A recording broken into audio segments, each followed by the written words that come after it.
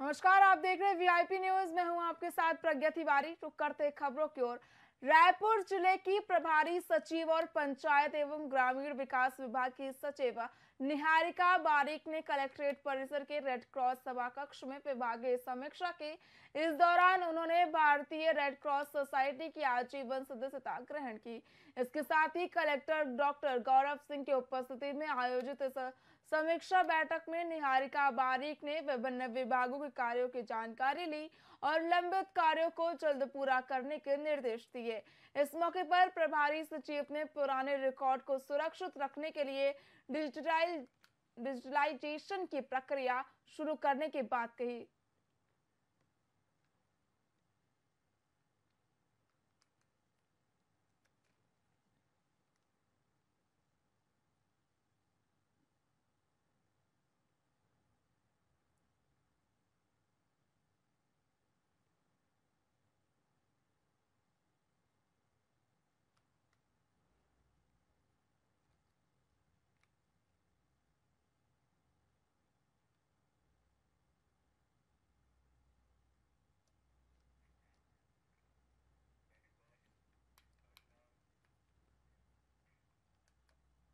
जांजगीर चांपा में हरी लीला ट्रस्ट की ओर से 16 अक्टूबर को एक खास कार्यक्रम का आयोजन किया जा रहा है, जिसमें मोटिवेशनल स्पीकर अवध ओझा को आमंत्रित किया गया। इस कार्यक्रम के बारे में जानकारी देने के लिए ट्रस्ट के सचिव अमर सुल्तानिया ने प्रेस वार्ता का आयोजन किया, जिसमें उन्होंने कार्यक्रम की रूपरेखा के बारे में जानकारी दी। बता दें कि इस कार्यक्रम में छत्तीसगढ़ के वित्त मंत्री और पूर्व आईएएस ओपी चौधरी भी मौजूद रहेंगे।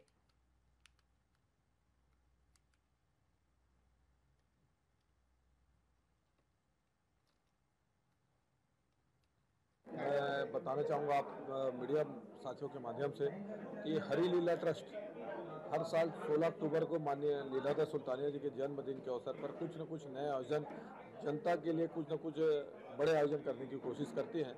इस बार भी हरी लीला ट्रस्ट द्वारा 16 अक्टूबर को अवध ओझा जी, जो कि वर्ल्ड फेमस मोटिवेशनल गुरु के नाम से जाने जाते हैं और यूपीएससी के टॉप 1-2 में टीचर में उनकी गिनती आती है, ऐसे शख्सियत को जांजगीर में आने का इस बार मौका मिल रहा है। और हम लोगों की कोशिश है कि जो जांजगीर आसपास क्षेत्र की जनता है, जो युवा वर्ग है, युवा वर्ग को लेकर हम लोगों ने खास फोकस किया।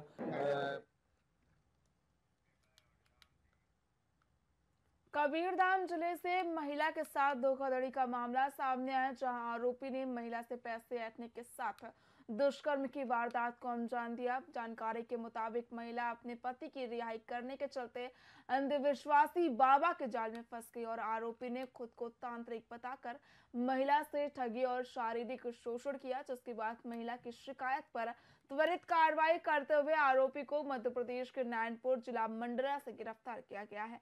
फिलहाल पुलिस ने संबंधित धाराओं के तहत मामला दर्ज कर लिया है और आरोपी से पूछताछ कर आगे की कार्रवाई शुरू कर दी है।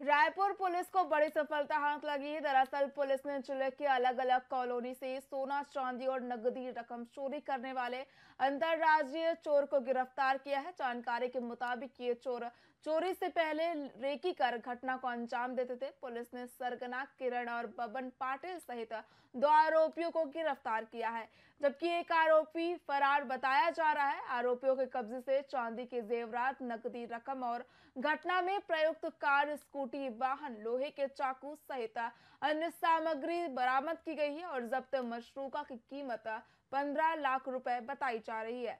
फिलहाल दोनों आरोपी पुलिस की गिरफ्त में हैं और पुलिस की ओर से आगे की कार्रवाई की जा रही है।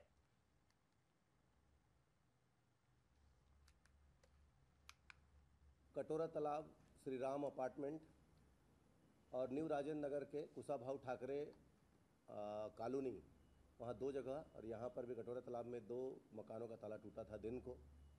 29 तारीख को ये घटना घटित हुई थी। इसमें तत्परता से काम करते हुए थाना सिविल लाइन की और क्राइम ब्रांच की टीम के द्वारा 2 आरोपियों को पकड़ा गया है, जिसमें एक किरण बब्बन पाटिल और एक संदीप भोसले, ये महाराष्ट्र के रहने वाले हैं, पुणे के रहने वाले हैं। 2 अन्य आरोपी भी इनके साथ थे जो फरार हैं। 2 आरोपियों को आज गिरफ्तार किया गया है। इनके पास से सोने चांदी के जेवरात, राड, एक स्कूटी और एक टाटा हैरियर कार, और आप देख रहे होंगे कि विभिन्न प्रकार के ताला तोड़ने के औजार और नगद रकम और एक पिस्टल जिसके 3 जिंदा कारतूस और 2 इसके मैगजीन और चाकू वगैरह बरामद किए गए हैं। कटोरा तालाब साइबर अपराधों के प्रति जागरूकता बढ़ाने के लिए दुर्ग पुलिस ने एक नई पहल की शुरुआत की है, जिसका नेतृत्व दुर्ग रेंज के पुलिस महानिरीक्षक राम गोपाल गर्ग कर रहे हैं। इस पहल के अंतर्गत पुलिस ने अपने सभी वाहनों पर साइबर हेल्पलाइन नंबर 1930 स्टिकर लगाया और लोगों को साइबर अपराधों के प्रति जागरूक करने का अनूठा प्रयास किया। इस पहल का उद्देश्य अधिक से अधिक लोगों तक हेल्पलाइन नंबर की जानकारी पहुंचाना है, ताकि उन्हें साइबर अपराधों से बचाया जा सके।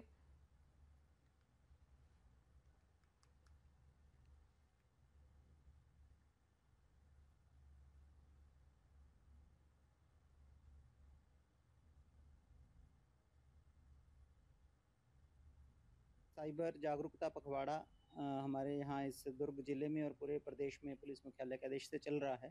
तो इसमें तरह तरह के कार्यक्रम कराए जा रहे हैं। आज हम यहाँ पर जितनी भी पुलिस की पेट्रोलिंग गाड़ियाँ हैं, अधिकारियों की गाड़ियाँ हैं, सब पर हम एक स्टिकर चिपका रहे हैं जिसका नंबर, जिसमें कि 1930 जो साइबर क्राइम की रिपोर्टिंग का जो टोल फ्री नंबर है, उसको हम प्रदर्शित कर रहे हैं। मेरा नागरिकों से यही निवेदन है कि कृपया 1930 जो नंबर है, इसको अपने दिल में उतारें। अगर आपको कहीं भी कभी भी साइबर क्राइम के आप शिकार होते हैं, जहां आपको साइबर क्राइम होने की आशंका लगती है, तो 1930 पर रिपोर्ट करें। आपकी शिकायत वहां तत्काल दर्ज की जाएगी और कोशिश की जाएगी कि आपके साथ जो फ्रॉड अगर हुआ है तो उसका पैसा आपको वापस तत्काल दिलाया जा सके। साइबर जागरूकता पखवाड़ा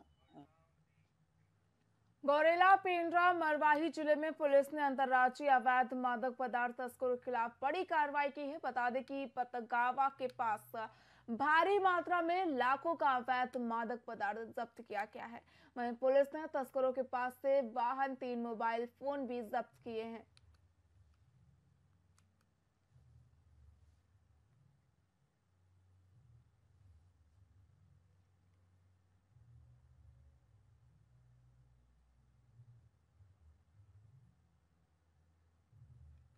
शासन के निर्देश से लगातार गांजा तस्करों पे कड़ा प्रहार जीपीएम पुलिस के द्वारा किया जा रहा है और ये इस महीने की तीसरी बड़ी कार्रवाई है, जिसमें लगभग 2 क्विंटल गांजा जिसकी कीमत 41 लाख रुपीस है और बाकी गाड़ी बरामद की गई है और 2 अंतर्राज्यीय तस्करों जिनका नाम राम प्रसाद यादव और सोनू पांडे है, अनूपपुर के स्थायी निवासी हैं, इनकी गिरफ्तारी की गई है और ये कंसाइनमेंट उड़ीसा से होके, छत्तीसगढ़ के विभिन्न राज्यों से होके फाइनली एमपी तक ये कंसाइनमेंट जा रहा था। और मैं बताना चाहूँगी कि ये तीसरी बड़ी कार्रवाई है। पिछले महीने में लगभग 11 तस्करों को जेल भेजा गया है और 5 क्विंटल के लगभग गांजा बरामद किया गया है और लाखों के जो ट्रांजैक्शंस इनके बैंक अकाउंट्स में पाए गए हैं, वो सभी आरोपियों के बैंक अकाउंट्स फ्रीज किए गए। शासन के निर्देश से खबर गरियाबंद से, जहां पत्नी ने प्रेमी के साथ मिलकर अपने पति की हत्या कर दी है। ये मामला शोभा थाना क्षेत्र का है, जहां युवक अपने ससुराल में घर जमाई बनकर रहता था। युवक की पत्नी ने अपने प्रेमी के साथ मिलकर उसकी हत्या कर दी। मामले का खुलासा तब हुआ जब युवक नवाखाई पर घर नहीं गया, जिसके बाद युवक के पिता को संदेह हुआ तो युवक के पिता ने पुलिस में मामला दर्ज कराया, जिसकी जांच करते हुए पुलिस ने मामले का पर्दाफाश किया और आरोपी पत्नी को गिरफ्तार कर शव को 20 किलोमीटर दूर से बरामद किया। साथ ही पुलिस प्रेमी की तलाश में जुट गई है।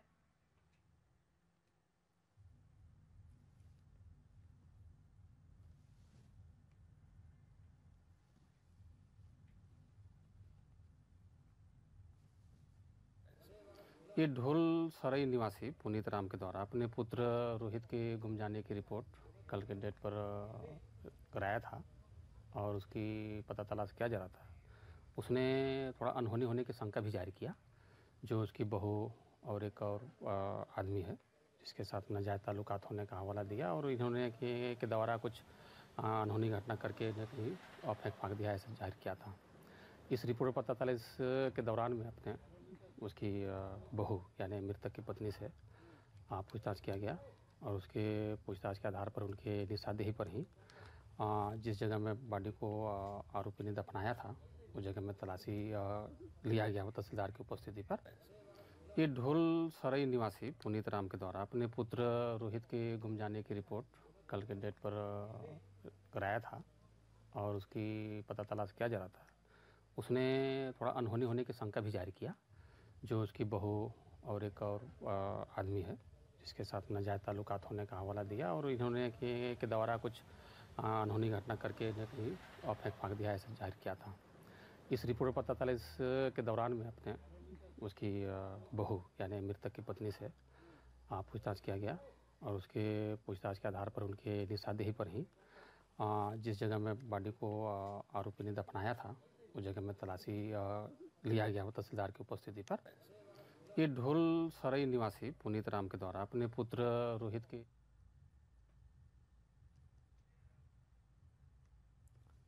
खबर गरियाबंद से, जहां पर पत्नी ने पति की हत्या कर दी है। प्रेमी के साथ मिलकर हत्या की वारदात को पत्नी ने अंजाम दिया। बता दें कि पुलिस मामले की जांच कर रही है। आपको बता दें कि खबर गरियाबंद से सामने आ रही, जहां पर पत्नी ने पति की हत्या कर दी है। प्रेमी के साथ मिलकर पत्नी ने हत्या की वारदात को अंजाम दिया। आपको बता दें कि पुलिस मामले की जांच कर रही है। अभी तक पति का शव नहीं मिला है। आपको बता दें कि गरियाबंद से खबर सामने आ रही, जहां पर पत्नी ने पति की हत्या कर दी है। प्रेमी के साथ मिलकर हत्या की वारदात को अंजाम दिया है। फिलहाल पुलिस प्रेमी की तलाश कर रही है और मामले की जांच में जुट गई है।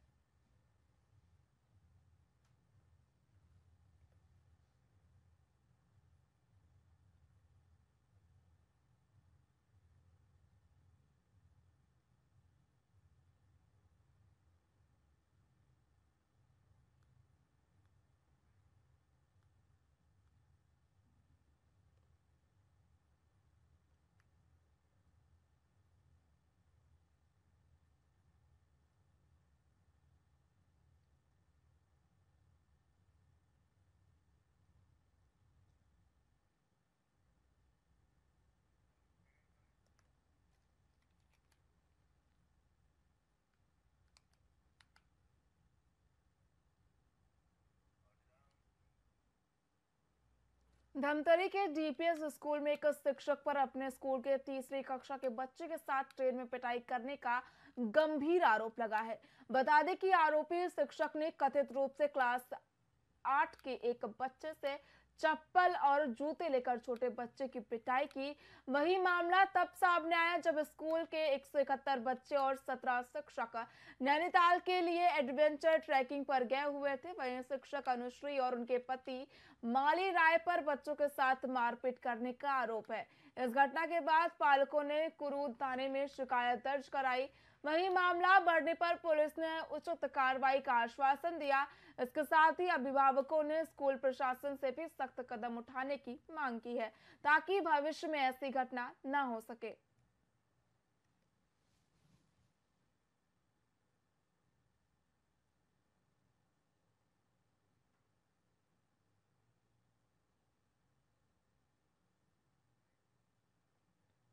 कल मुझे भी जानकारी हुई थी सुबह कि धमतरी डीपीएस स्कूल से कुछ बच्चों को टूर पर वहाँ नैनीताल दिल्ली वगैरह ले गए थे और वापसी के समय में ट्रेन में वहाँ के जो शिक्षक है, टीचर है, क्या किस पद पर है मुझे जानकारी नहीं है, लेकिन उनके द्वारा मैं भी वीडियो देखा हूँ कि बच्चे को वायरल का मतलब गाली गलौज करते हुए और अपने बच्चे से जूते मरवाते, मतलब ये गलत ढंग से, मतलब इतनी क्रूरता किसी शिक्षक के लिए बहुत बड़ी बात होती है। कल मुझे भी जानकारी हुई थी सुबह कि धमतरी डीपीएस स्कूल से कुछ बच्चों को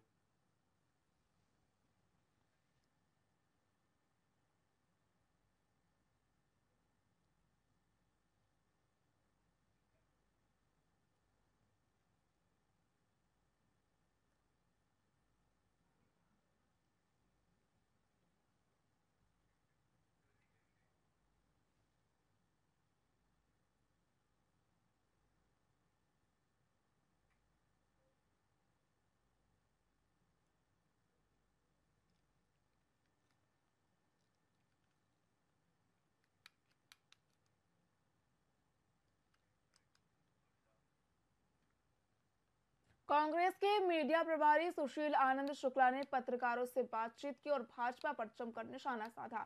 उन्होंने पत्रकारों के सवाल के जवाब देते हुए प्रधानमंत्री मोदी को जमकर घेरा और कहा कि बेहद ही दुर्भाग्यपूर्ण विषय है कि प्रधानमंत्री जातिगत राजनीति कर रहे हैं। वहीं भाजपा के सदस्यता अभियान को लेकर उन्होंने कहा कि बीजेपी एकमात्र ऐसी पार्टी है जो सदस्यता अभियान में भी फर्जीवाड़ा कर रही है। भारतीय जनता पार्टी के सत्तारूढ़ दल में जो मंत्री हैं वो केंद्रीय नेतृत्व के लिए सरदर्द बन चुके हैं। सारे के सारे मंत्रियों का परफॉर्मेंस कमजोर है। सरकार 9 महीने में लोकप्रिय हो गई है, इसीलिए सरदर्द का शब्द का उन्होंने उपयोग किया। जहां तक कांग्रेस का सवाल है, कांग्रेस का हर कार्यकर्ता किसी भी विधानसभा के लिए दावेदारी कर सकता है। हमारे यहाँ डेमोक्रेसी है। अब किसे टिकट देना है नहीं देना, यह निर्णय करने का अधिकार हमारे नेतृत्व के पास है, राज्य नेतृत्व के पास है, केंद्रीय नेतृत्व के पास है। बाकायदा इसके लिए एक चुनाव समिति बनती है। भारतीय जनता पार्टी के सत्तारूढ़ दल में जो मंत्री हैं वो केंद्रीय नेतृत्व के लिए सरदर्द बन चुके हैं। सारे के सारे मंत्रियों का परफॉर्मेंस कमजोर है। सरकार 9 महीने में लोकप्रिय हो गई है, इसीलिए सरदर्द का शब्द का उन्होंने उपयोग किया। जहां तक कांग्रेस का सवाल है, कांग्रेस का हर कार्यकर्ता किसी भी विधानसभा के लिए दावेदारी कर सकता है। हमारे यहाँ डेमोक्रेसी है। अब किसे टिकट देना है नहीं देना, यह निर्णय करने का अधिकार हमारे नेतृत्व के पास है, राज्य नेतृत्व के पास है, केंद्रीय नेतृत्व के पास है। बाकायदा इसके लिए एक चुनाव समिति बनती है। भारतीय जनता पार्टी के सत्तारूढ़ दल में जो मंत्री हैं वो केंद्रीय नेतृत्व के लिए सरदर्द बन चुके हैं। सारे के सारे मंत्रियों का परफॉर्मेंस कमजोर। फिलहाल खबरों में इतना ही। देखते रहिए VIP न्यूज। नमस्कार।